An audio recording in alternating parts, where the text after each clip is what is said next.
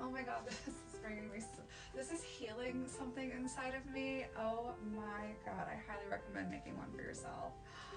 Alright, let's put it on. So remember how I said the hennin became popular in the year 1428? Well, that was the first time it was like recorded. And the woman who was recorded wearing it is this woman named Marie of Cleves. She was basically like the Marie Antoinette of the Burgundian court of the 1400s. If you could even like wrap your mind around that. Marie of Cleves was like a little baddie, and she made the hennin so popular. Like I said, some of them reached up to 2 feet in length. They're actually like, they were so out of control that the men tried to put restrictions on who could wear what length of hennin. So based on like where you were placed in court, if you were like a higherly placed lady, you could wear a taller hennin. If you were lowerly placed on the social ladder, your hennin couldn't be higher than those above you in social class. Isn't that interesting? I think it's wildly fascinating. If you think about history and the history of fashion, there has always been some sort of restriction on clothing since sort of the beginning of trade and time. Like the Romans had rules and regulations on what color stripes people could wear on their togas.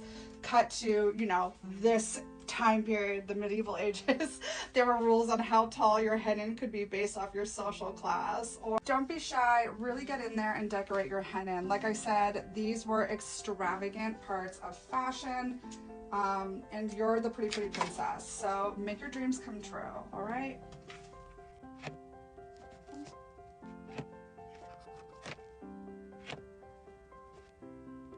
Like I said, decorate them as much as you want, because this is all about you and your creativity. I like to think of this as meditation time.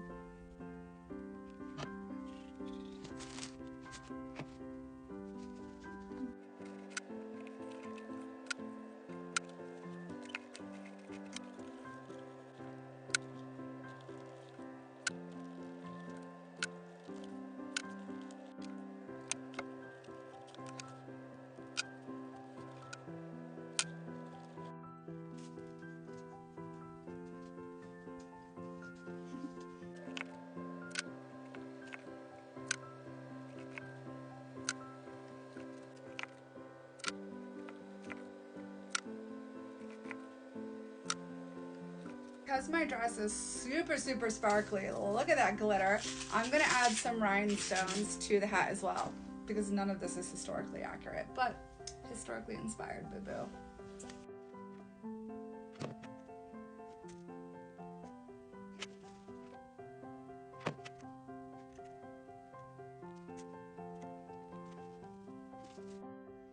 Okay, so I've got this, which has a little bit of vintage lace, some ribbons, and some of the braided pearl trim that I used on the edge of this.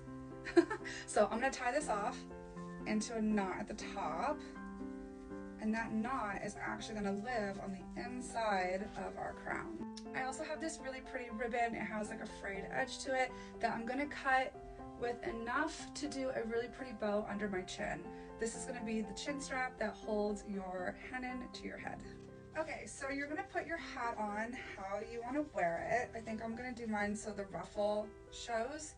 And then you're gonna take your 2 ribbons and you're gonna hold them to your head. And you're gonna want to place them a little bit in front of the ear, like that. So when you tie it under your face, it goes around your jaw in front of your ear. That will help keep the hennin secure on your head because it needs to sit at a jaunty little angle like that. It's so tall. I have to move the camera back. Okay, so I think this far back I can get this all the picture. So we have our hennin. Ah! And then when I tie it on, it'll sit like that. How freaking cute. Now let's add in the veil. Okay, so because I have lots of little bits, I'm actually just going to twist them all up into the lace. And then, taking care not to undo it, I will feed the end of the lace into the top of the hat. Be gentle with your hat when you do this. If you need to get like a stick or a color pencil or something to push it through, go for it. The idea is that the knot is on this side, and so when you pull it through,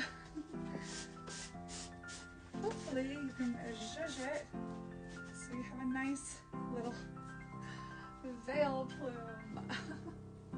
Okay, I had to put the camera back further so we could see this in all of its glory. Oh my god, wait. Alright, ready? Oh my god. This is the greatest thing I've ever made. I'm gonna have to actually make one of these out of like buckram or something proper so I can have like one to have forever and always. But oh my god, look at this. I put little like things and you can bobby pin it to your head. Oh my god. Oh. Oh my. I see why the church put regulations on these. These are fabulous. Let's get dressed.